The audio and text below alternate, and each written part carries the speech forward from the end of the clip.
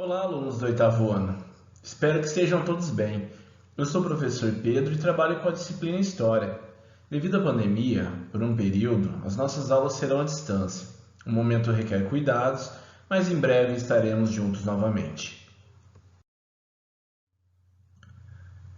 Na aula de hoje, faremos uma revisão de um conteúdo estudado no finalzinho do ano passado, que será muito importante para que vocês compreendam as próximas aulas. Durante o sétimo ano, vocês estudaram um período de 1000 anos de história, conhecido como Idade Média. Nesse contexto, a Europa viveu diferentes formas de organização econômica, social, política e religiosa. Para facilitar o nosso estudo, esse período foi dividido em duas partes: a Alta Idade Média, que vai do século V a X, e a Baixa Idade Média, do século X ao XV. Vale ressaltar que as características que veremos nos próximos slides não se desenvolveram de maneira uniforme, ou seja, alguns espaços da Europa mantiveram características diferentes, ok? Nesse período, a produção agrícola era desenvolvida nos feudos. Como vocês já aprenderam, feudos eram grandes propriedades de terra que pertenciam ao senhor feudal. Vale destacar algumas características básicas desse período de Alta Idade Média, que fica caracterizado pelo feudalismo. Primeiramente, a organização econômica. Os feudos eram autossuficientes. O que é autossuficiente, gente? Autossuficiente é quando se produz tudo o que precisa para a sobrevivência, Então, nesse espaço, tudo que era necessário para a sobrevivência era produzido, desde alimento, as vestimentas, as ferramentas, os calçados, tudo era produzido ali. Nesse sentido, não havia muito espaço para o comércio. Vale ressaltar que, embora era bem raro o comércio nesse período, algumas regiões mantiveram a sua estrutura comercial. Casos como de Gênova e Veneza. Ok? Os feudos pouco precisavam realizar as suas trocas comerciais. Precisavam principalmente de compras relacionadas à compra de vinho, compra de sal, compra de mel, ok? As demais necessidades eram supridas no próprio feudo. Prosseguindo, precisamos entender um pouco sobre a vida social, como se organizava a sociedade na Alta Idade Média. Para isso, temos aqui ao lado uma pirâmide social. No topo dessa pirâmide, percebam, temos o clero. O clero são os que oram. Intermediário, temos a nobreza, que são os que guerreiam. E por último, na base da pirâmide, temos camponeses e servos, que são os que trabalham. Vale destacar que quase não havia possibilidade de ascensão social, e a condição de nascimento do indivíduo se mantinha por toda a vida. O clero, composto por homens da Igreja Católica, estava nessa condição favorecida. A Igreja passou a ser a maior proprietária de terras da Europa. Passou a ser o maior senhor feudal. Pensem o seguinte: não havia distribuição de heranças.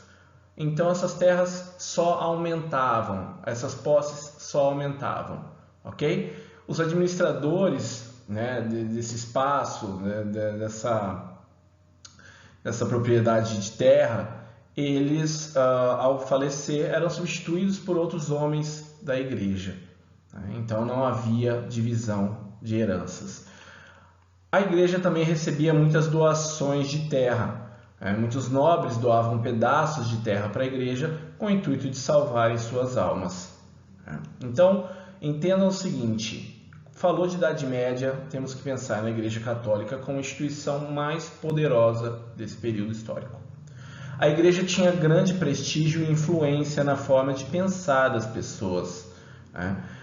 Os membros do clero eram intermediários entre Deus e os homens, ok? A nobreza, nós podemos pensar nos senhores feudais. E nesse caso, tanto os suzeranos quanto os vassalos, né? Suzeranos são aqueles que doavam porções de terra e os vassalos eram aqueles que recebiam, essa relação de fidelidade que existia entre eles, né? Os vassalos recebiam porções de terra, mas em troca garantiam um respaldo militar, caso fosse necessário. Esse grupo se dedicava à caça e ao combate, ok? Na base da pirâmide temos os que trabalham, né? Os responsáveis pelo trabalho, então, eram os servos. Lembrando que servo não é a mesma coisa que escravo, né? O escravo era propriedade de alguém. Os servos eram presos à terra, né? Eles não eram propriedade do senhor feudal. No entanto, era garantido a eles a segurança, a proteção em tempos de guerra. Ok? Outro ponto importante, nessa pirâmide social, clero e nobreza eram os que recebiam tributos. Os servos pagavam tributos. Ok? Sobre os aspectos culturais da Alta Idade Média, temos que pensar que toda essa organização, né, da arte, da cultura, era centrada em Deus, né? Pensamos então em uma sociedade teocêntrica, Deus no centro, ok? Entendam que essa forte influência religiosa vai perpassar pelo dia a dia das pessoas, né? Então todos os acontecimentos eram relacionados à igreja, ok? Inclusive fenômenos naturais eram associados à vontade divina, né? Às vezes castigos divinos, né? Como foi o exemplo de vários terremotos, que eram tidos como a fúria de Deus, certo? Também temos que lembrar então, né, nessa vida cultural da Alta Idade Média, que a arte era totalmente vinculada à religião. Aqui ao lado temos uma página, né, de um livro sagrado. Aqui temos as chamadas iluminuras, muito comuns nesse período histórico, né? Era uma forma de ensinar o evangelho a partir das imagens, era uma forma mais didática. Lembrando que boa parte da população era analfabeta, certo? Não sabiam ler a Bíblia. Então, a partir das imagens, era possível ensinar trechos do evangelho à população, aos fiéis, ok? Finalizando então o período de Alta Idade Média, temos o aspecto religioso. Desde esse período dos primórdios da Igreja, a liderança dessa religião está na figura do Papa, certo? Temos que destacar que o poder da Igreja era um poder universal. Enquanto o poder local era do senhor feudal, quem mandava no feudo era o senhor feudal, quem tinha um maior domínio sobre a sociedade europeia naquele período era a Igreja Católica, né? A instituição mais poderosa do momento. Então, seu poder tinha alcance em toda a Europa feudal. Ela era muito mais poderosa, então, que reis e senhores feudais, que tinham poderes locais. Ok? Vale destacar que ingressar no clero passou a ter muitas motivações políticas e econômicas, às vezes muito maiores que religiosas. E também temos que apontar que algumas práticas de membros da igreja não condiziam com os ensinamentos da Bíblia. Então eles passaram a ser questionados. Ok? No final do século X e início do século XI, temos o início do período chamado Baixa Idade Média. E é um período marcado por muitas transformações no continente europeu. A começar pelo crescimento demográfico. O que seria um crescimento demográfico? Um aumento populacional, assim como o retorno dos contatos com o Oriente, graças às cruzadas, aquela guerra santa que tinha como intuito retomar os territórios perdidos, retomar a Terra Santa que estava nas mãos dos infiéis. Ok? Esses contatos com o Oriente fizeram com que as atividades comerciais retornassem aos poucos. Para esse contexto, a gente dá o nome de renascimento comercial. ok? Então, aos poucos, nesse período pós-século XI, nós temos uma retomada do comércio que era pouco, né, utilizado durante a Alta Idade Média. Então vão surgir novas rotas comerciais, vão surgir feiras, né? Com esse aumento do fluxo comercial, vão surgir, né, necessidades novas, como a utilização de moedas que vão ser utilizadas em maior escala, utilização de cheque, né? Essa circulação monetária também vai levar à necessidade de abertura de bancos, né? Para que esses viajantes, comerciantes pudessem ter uma proteção, né? Não andassem com dinheiro, com as moedas durante os seus trajetos, ok?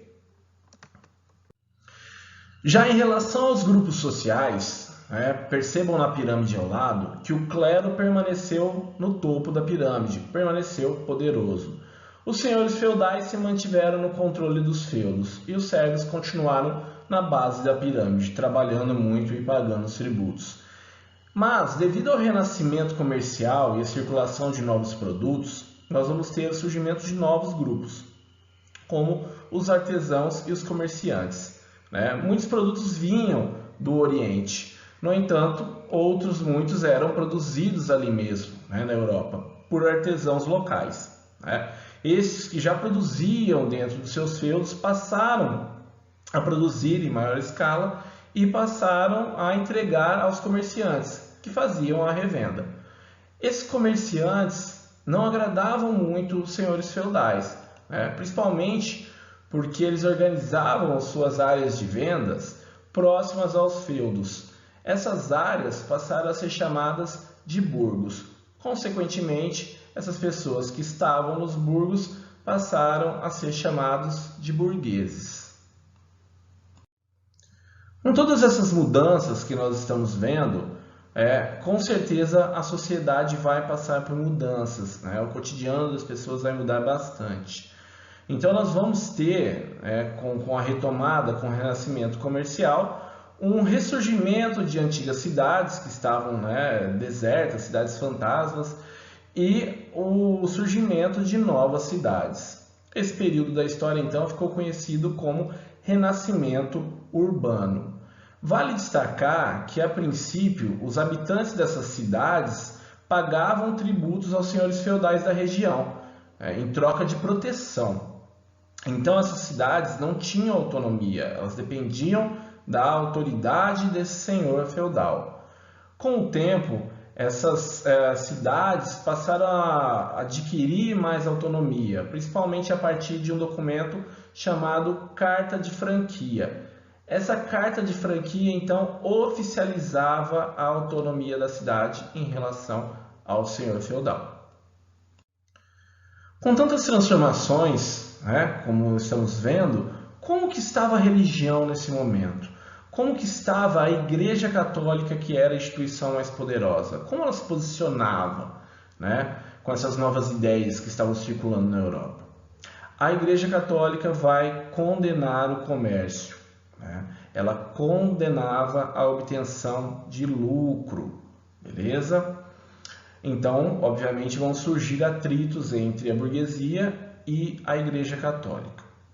Temos que lembrar, como já tinha sido comentado anteriormente, que o clero estava sendo questionado, pois membros dessa igreja tinham atitudes que desagradavam parte dos fiéis. Então, eles não estavam fazendo as coisas de acordo com os ensinamentos de Cristo. Ok? Isso vai levar a algumas revoltas, algumas manifestações contrárias à Igreja Católica. Ok? Ainda durante a Idade Média. No entanto, elas foram reprimidas. Vale a pena destacar que logo no início da Idade Moderna, no próximo século, vão surgir novos atritos, vão surgir novos questionamentos, inclusive dentro da própria igreja, questionamentos que vão originar novas igrejas. Esse contexto ficou conhecido como reforma protestante. Podemos destacar aí, né, o luteranismo, o calvinismo e o anglicanismo, que se consolidaram como religiões fortes na Europa no final da Idade Média, né, no começo da Idade Moderna.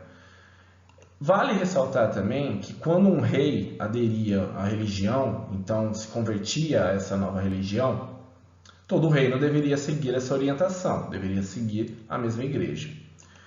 Caso não fosse feita dessa maneira, né, esses fiéis de outras religiões seriam perseguidos. Então, obviamente, muitos conflitos e perseguições vão acontecer por causa religiosa durante a Idade Moderna. Nós vamos ver bastante isso nas próximas aulas. Ok? Sobre a vida cultural, durante o final da Idade Média, nessa baixa Idade Média, pensem o seguinte: com novas ideias circulando pela Europa, os homens obviamente vão passar a questionar mais, a debater e dialogar mais. Vai ser um contexto de retomada de valores da antiguidade greco-romana. Ok? Temos também o surgimento das universidades, e essas universidades vão funcionar como difusores dessas mudanças em aspectos culturais. Entendam que daí para frente temos como principal característica o humanismo. A religião não vai desaparecer, as temáticas religiosas vão ser muito fortes no começo da Idade Moderna. No entanto, é importante apontar a capacidade dos humanos de conhecer e transformar a realidade. Então não era tudo um ato de Deus, né? Era um ato dos homens, que eram uma criação de Deus, ok? Mas os homens tinham esse poder de conhecer e transformar a realidade, ok? Então nós teremos essas mudanças culturais baseadas em uma sociedade antropocêntrica, né? Em oposição àquela sociedade teocêntrica que a gente viu no início da aula, ok? Homem cêntrica no centro, né? Então o homem no centro das mudanças, né? Principalmente culturais, ok? Nós vamos ter a arquitetura, as artes inovando, né? Novas técnicas serão utilizadas nesse período. Para esse período, então, finalizando, nós damos o nome de Renascimento Cultural. Bom, pessoal, estamos partindo para o fim da aula, então. Gostaria de sugerir para vocês alguns filmes no qual vocês podem dar continuidade nos estudos sobre o assunto, ok? Fortalecer, então, de uma outra maneira aí o que nós aprendemos na aula de hoje, beleza? Bom, pessoal, eu encerro a aula de hoje então com uma bela imagem da Catedral de Notre Dame. É uma construção gótica. Essa arquitetura era muito comum durante a Baixa Idade Média. Caso tenham dúvidas, o meu e-mail está aqui acima, ok? Segue meu contato. Bons estudos para vocês. Muito obrigado, um abraço e até a próxima aula.